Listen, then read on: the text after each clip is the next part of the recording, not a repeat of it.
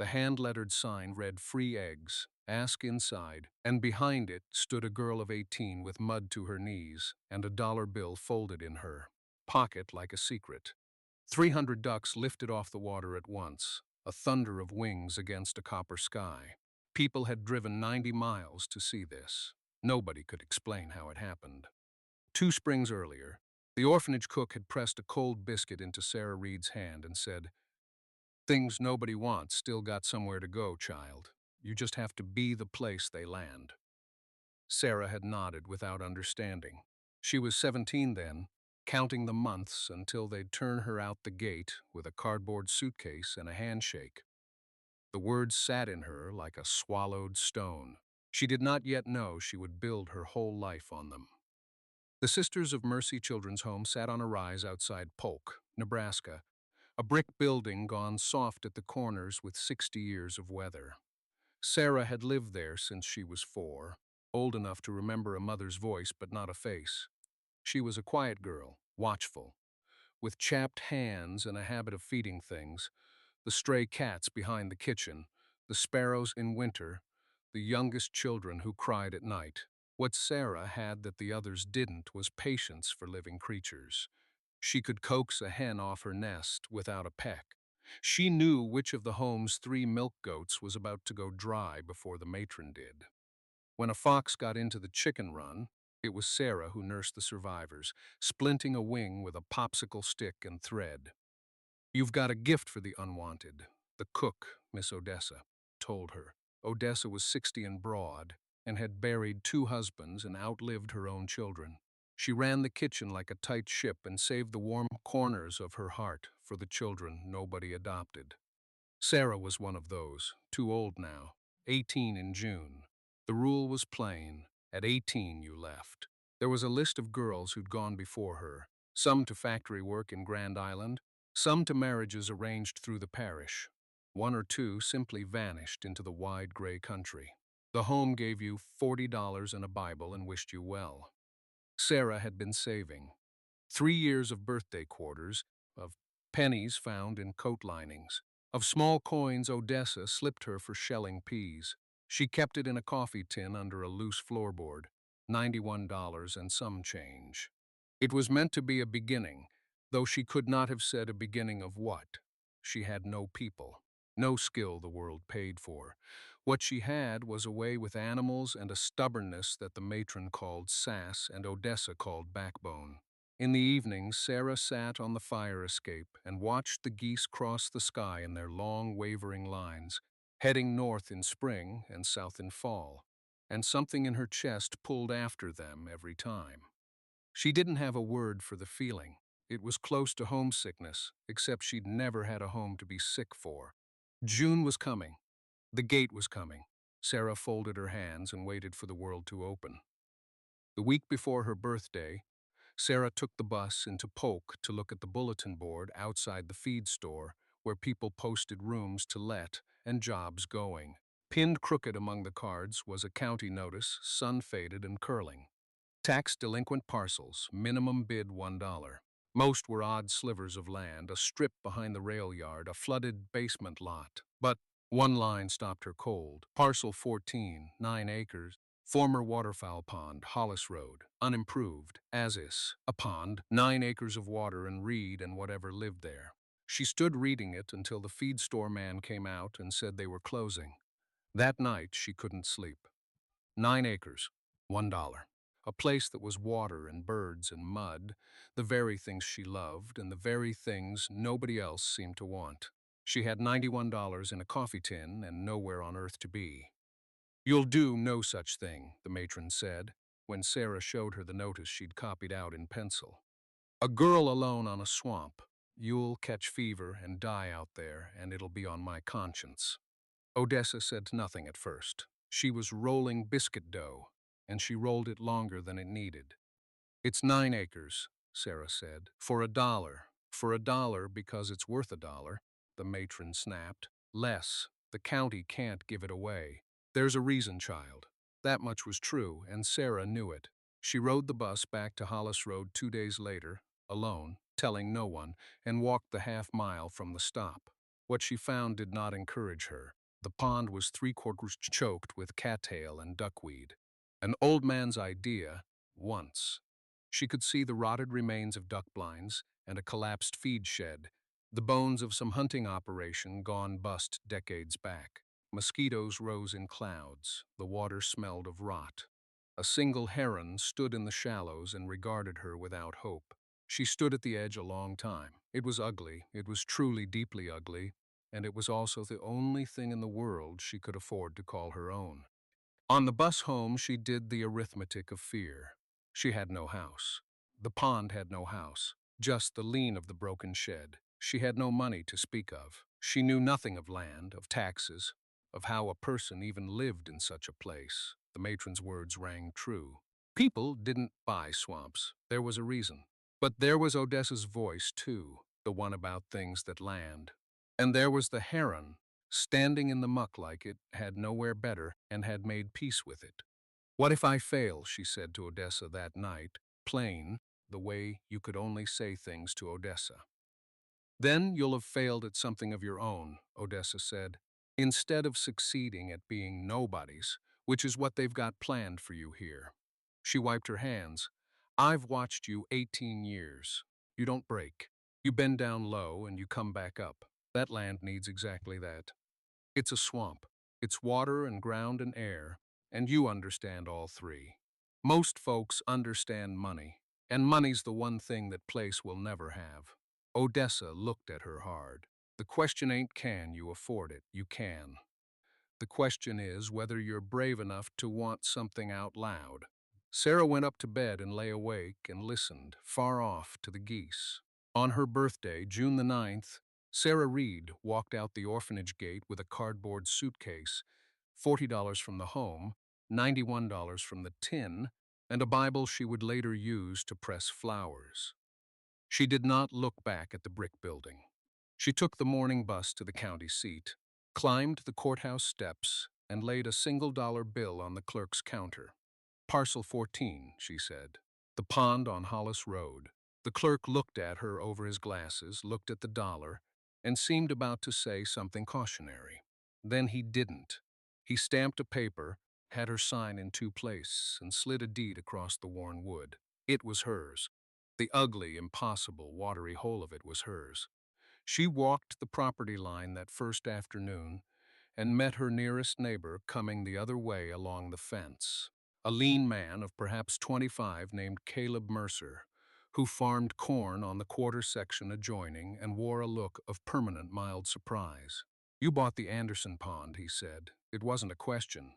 "I did. People said it'd sit till the county fell into it." He studied her, not unkindly. "You got a plan or just nerve?" "Both, maybe," he almost smiled. "Well, if you need a truck moved or a back bent, I'm right there." He nodded at his fields. "Neighbors out here, it's all we've got."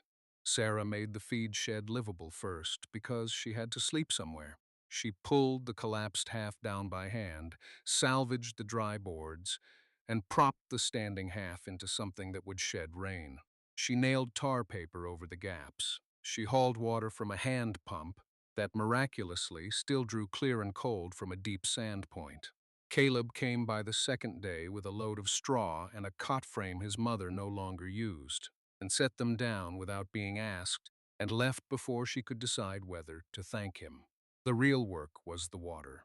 Sarah did not know the science of it, not yet. What she knew was animals, and what she observed was that the pond had grown sick the way a penned animal grows sick. Too much of one thing, not enough movement, no room to breathe. The cattails had taken three-quarters of the open water. The duckweed lay over the rest like a green lid. Underneath, the water went sour and still so. She began, with a borrowed scythe and a flat-bottomed john boat she patched with roofing tar, to cut the cattails back. Not all of them even ignorant. She sensed that the birds wanted edges, the meeting places of reed and open water. She cut channels, she cut bays and pockets. She dragged the cut stalks out by the armload and stacked them to dry into a wall against the north wind.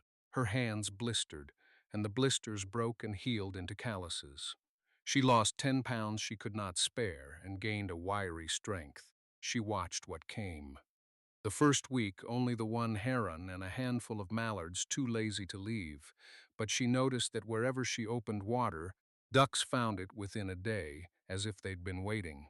She noticed the green-winged teal preferred the shallow, muddy edges, and the wood ducks wanted the flooded timber at the pond's east end, where 3 dead cottonwoods stood in the water. She left the dead trees. Everyone would have told her to cut them. The wood ducks nested in their hollows, and she would no sooner have cut them than burned her own roof. By July, she understood that the duckweed, the very scum she'd hated, was food, that the teal tipped up and ate it, that it fed the small swimming things that fed the bigger birds. She'd been about to rake it all out. She left it, instead, in the still bays and cleared only the channels where she wanted movement. She was learning the difference between sick stillness and living calm, and the difference was everything. Caleb watched her progress from across the fence with the bafflement of a practical man. "You're doing it backwards," he said once, leaning on a post while she stood thigh-deep cutting reed. "Folks drain a swamp. You're farming yours." "It's not a swamp," she said. "It's a stopping place. It just forgot how." He turned that over. Stopping place for what? She pointed with the scythe at the sky, where even now a ragged line of birds was passing high and northbound and indifferent. Them. They come through twice a year. They have to land somewhere to rest and feed, or they don't make it. There's hardly anywhere left between here and the river. The marshes all got drained for corn. Caleb had the grace to look at his own corn and say nothing.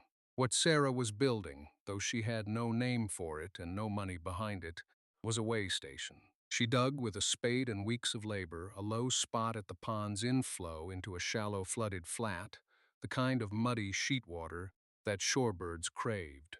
She planted the wet margins with smartweed and millet seed she bought by the pound, scattering it like the storybook sower, because she'd read in a borrowed library book that ducks fattened on it.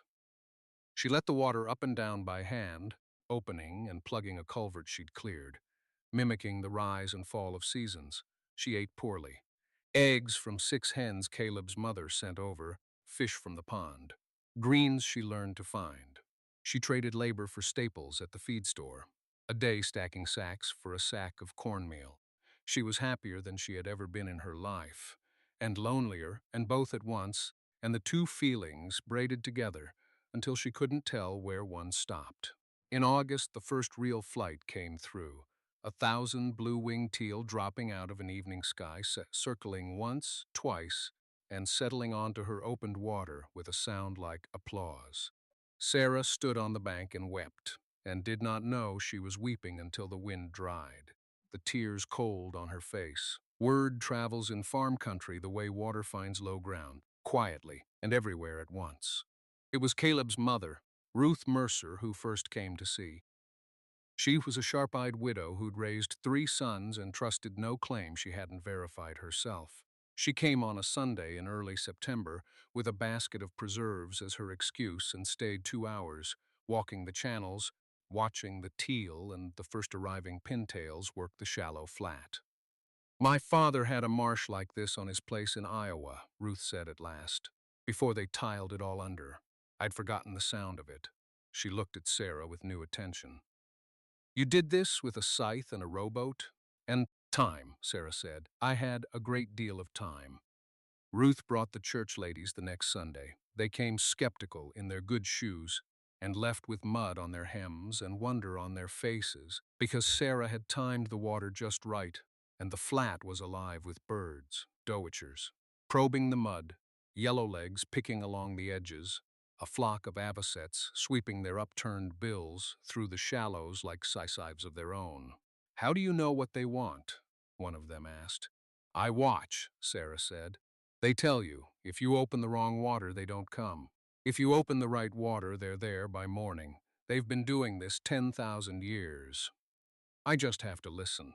She had no idea she was becoming known. She was too busy. But the third week of September, a man in a green truck pulled up the rutted lane. An ornithologist named Dr. Ellis Vance from the college at Lincoln, who'd heard from a church lady's nephew that there was a marsh out by Polk thick with shorebirds. On land, everyone had written off. He walked the property with a pair of binoculars and a growing astonishment. He counted 41 species in a single afternoon. He found a pair of nesting black terns, which he said had not bred in the county in 20 years. He sat on Sarah's salvage board step that evening and ate a fried fish supper and talked until dark. "Do you understand what you've made here?"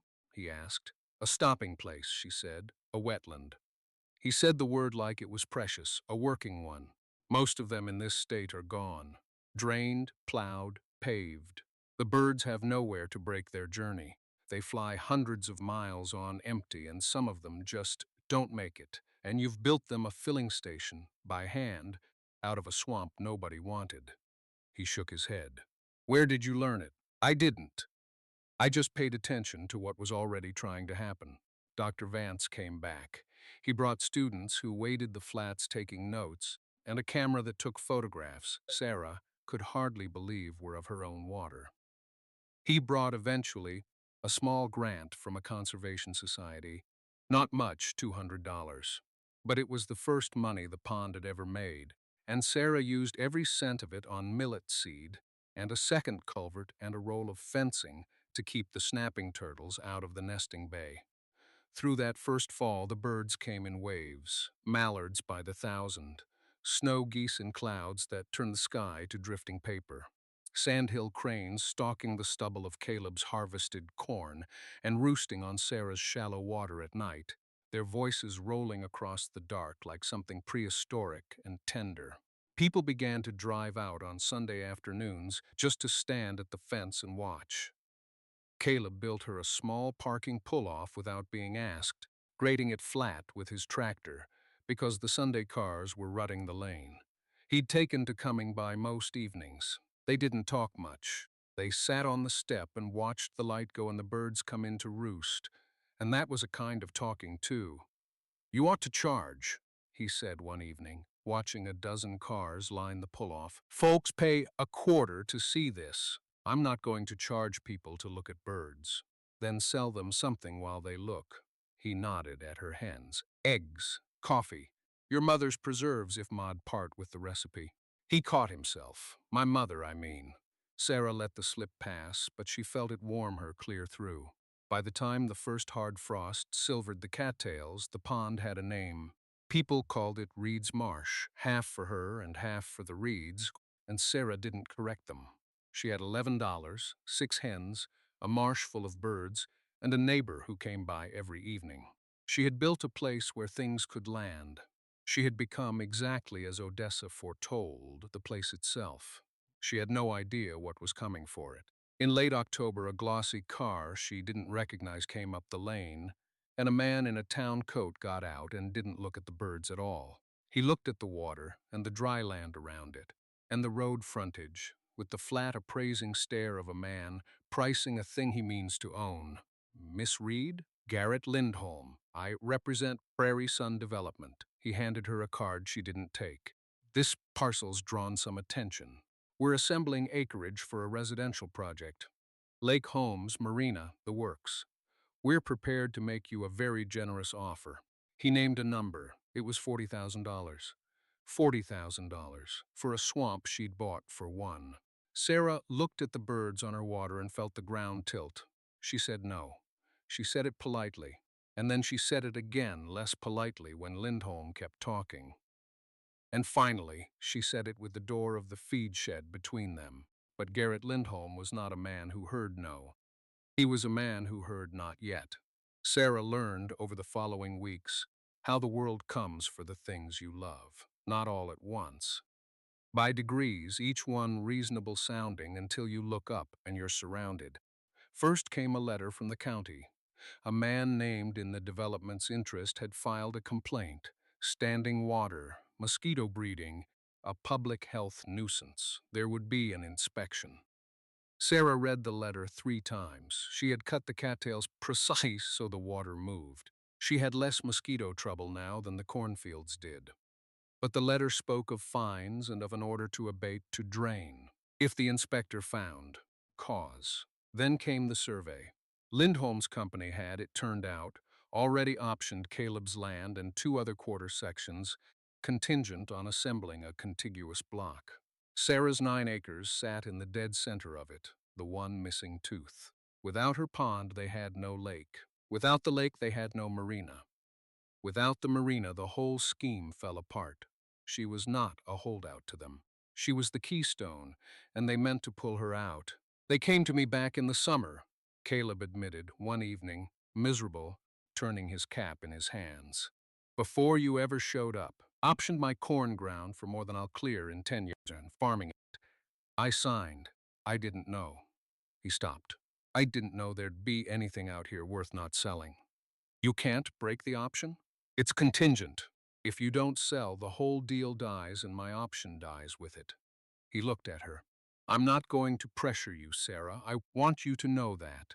But I won't lie about where I stand either. That money'd set my mother up for life. It was the first crack between them, and it hurt worse than the county letter. The inspector came on a gray morning. He was a tired man named Pruett who'd clearly been told what answer was wanted. He walked the bank, took water samples, frowned at the still dew bays where the duckweed lay.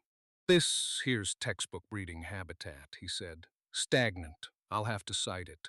It's not stagnant, Sarah said. Watch. She walked to her culvert and pulled the plug, and the water in the channel began to move, drawing down toward the flat, and she explained. The channels she'd cut, the rise and fall she managed by hand, the fact that the duckweed fed the very birds that ate the mosquito larvae by the millions. I've got more dragonflies here than you've ever seen. They eat mosquitoes, too. The whole thing eats itself healthy if you let it. Pruitt listened, but he wrote his citation anyway, because that was what he'd come to do. You've got 30 days to drain it, or show cause at the county board, he said, not meeting her eyes. I'm sorry, miss. It's not really about the water. She knew it wasn't. Lindholm came back the day the citation arrived. Of course he did. He'd timed it. The offer was lower now, 32,000. The nuisance finding's going to cost you, he said, almost gentle. Fines accrue daily. Legal fees to fight it.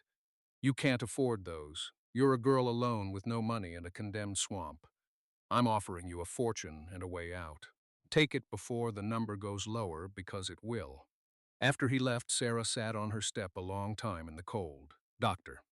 Vance had gone back to Lincoln for the term and wasn't answering his office phone. Caleb had stopped coming by. She didn't know if it was shame or strategy, and the not knowing was its own ache. The hens muttered in their coop. On the water, the last of the season's birds rested before the long push south. $32,000. She could buy a house. She could buy a future. All she had to do was drain the only thing she'd ever loved and let them pour concrete over it. She didn't sleep much that week. She walked the marsh at all hours, learning it the way you memorize a face you're afraid of losing. She watched a short-eared owl hunt the reed edge at dusk. She watched the cranes lift at dawn.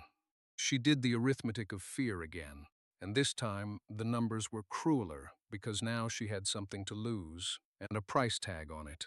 But arithmetic was not the only thing Odessa had taught her. You don't break, Odessa had said. You bend down low and you come back up. Sarah bent low. She went to the county library and asked the librarian, a patient woman named Miss Hubbard, how a person fought a nuisance citation.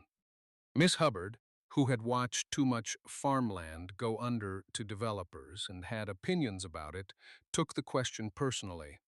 Together, they pulled the county code.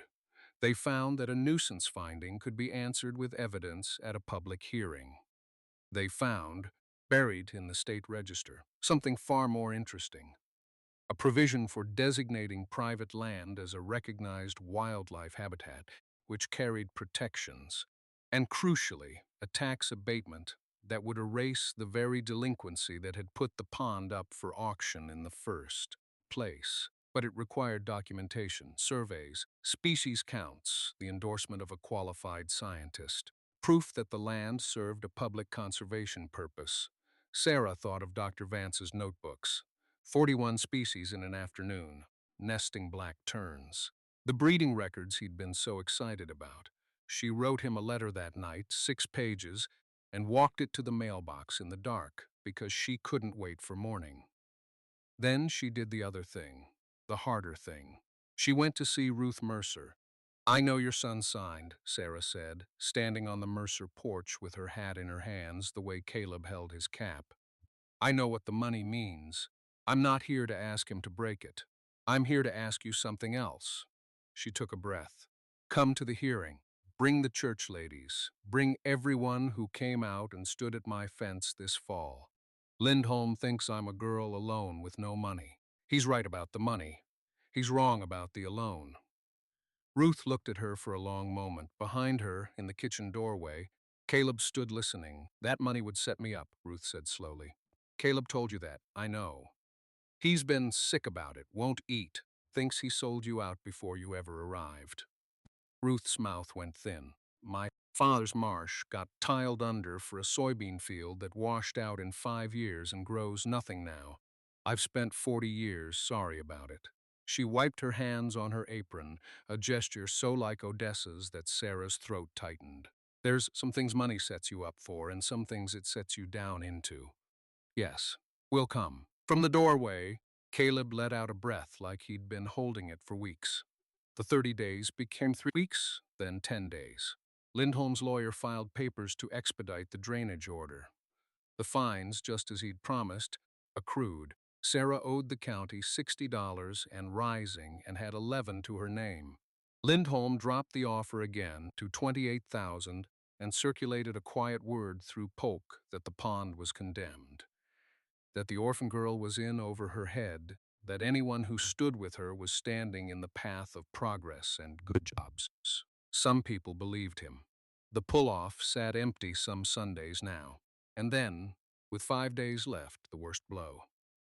A registered letter from the county board, due to the severity and ongoing nature of the nuisance, and pending the hearing, an emergency abatement crew was authorized to begin drainage the morning after the hearing, regardless of its outcome, unless the board voted otherwise by simple majority. Lindholm had 3 of the 5 board seats sympathetic.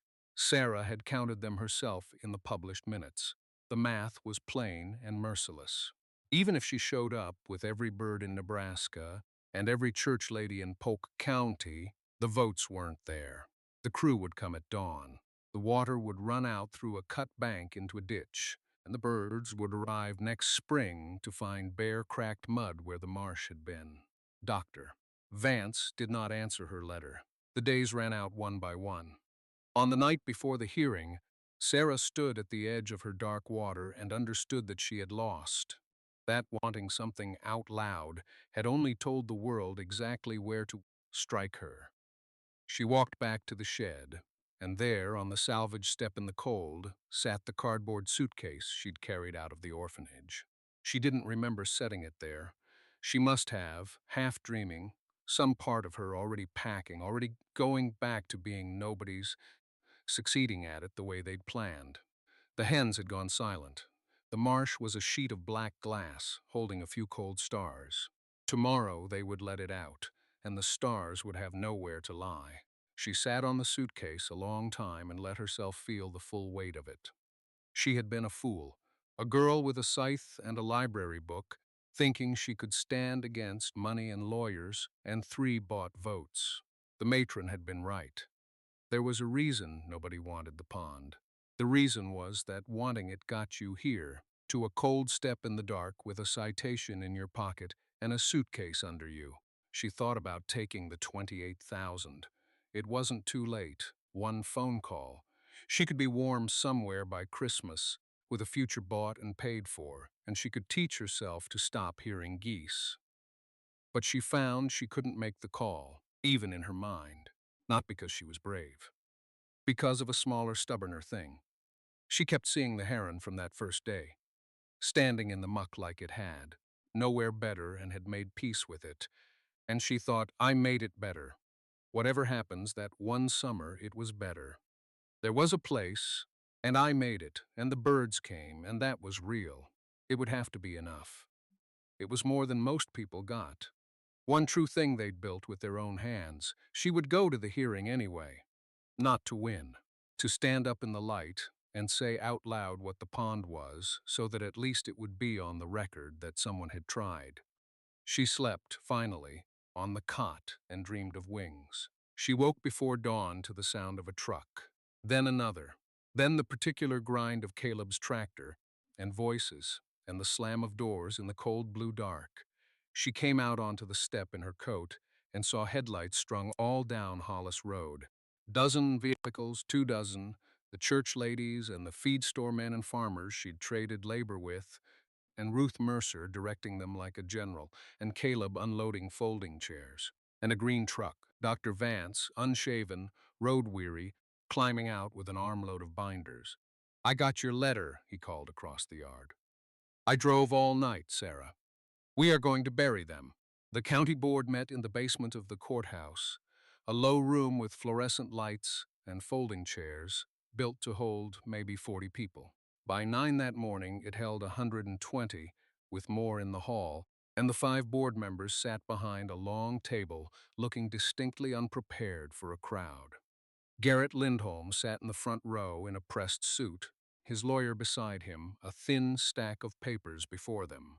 He glanced back at the crowd once, counted it, and Sarah saw him recalculate. He had expected a girl alone. He smiled at her anyway, the patient smile of a man holding 3 votes. The chairman called the matter the nuisance citation on Parcel 14 and the question of emergency abatement. Pruitt, the inspector, gave his finding first.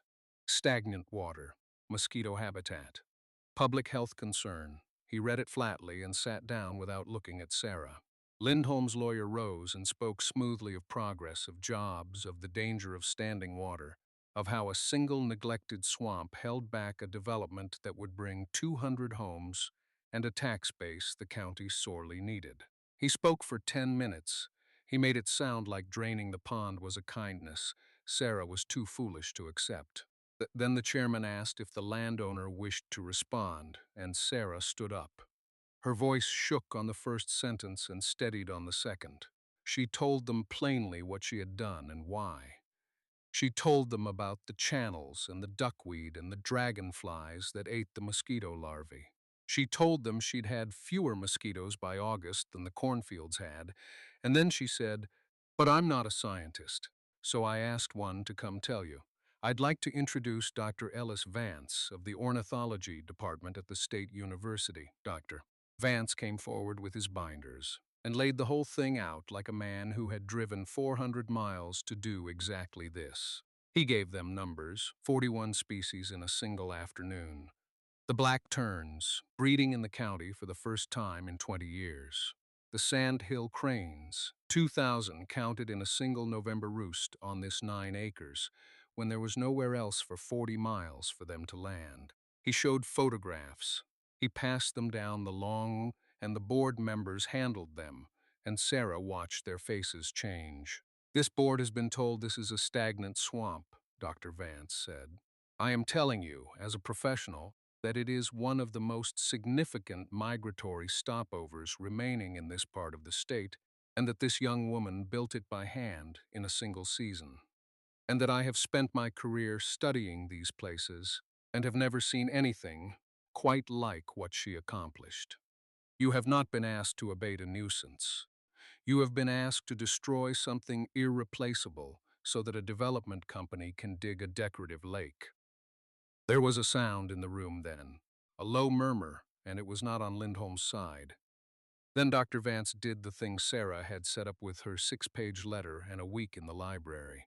"Furthermore," he said, "I have here a completed application for state recognition of Parcel 14 as a designated wildlife habitat, fully documented, which I am prepared to file today. Under the state register, such designation carries a tax abatement that retroactively cures the parcel's delinquency. It also," he looked at the board over his glasses, "legally bars drainage or alteration. If this board votes to abate before that designation is ruled upon, and the designation is later granted, the county will have destroyed protected habitat and will be liable. I'd want my county attorney to think hard about that before morning." The county attorney, a careful man at the end of the table, was already thinking hard. Sarah could see it. Lindholm's lawyer rose to object, to call it a stalling tactic, to argue the citation stood on its own.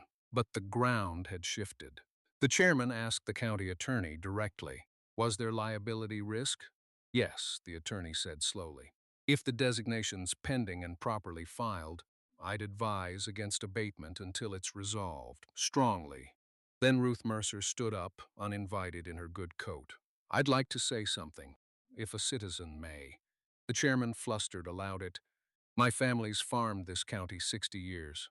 My father drained a marsh just like this one for a bean field that washed out and grows nothing to this day.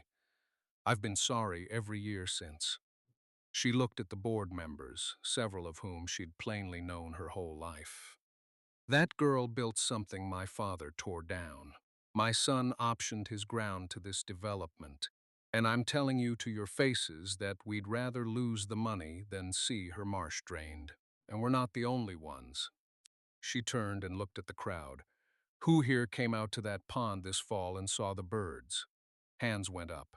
Not a few, dozens. The feed store man, the church ladies, farmers, children who'd stood at the fence, the whole back of the room, a forest of raised hands, and the board members looked at it and understood that these were the people who voted them in. Lindholm did not smile anymore. The chairman called the question. The motion was to authorize emergency abatement. He asked for the ayes. There was a silence.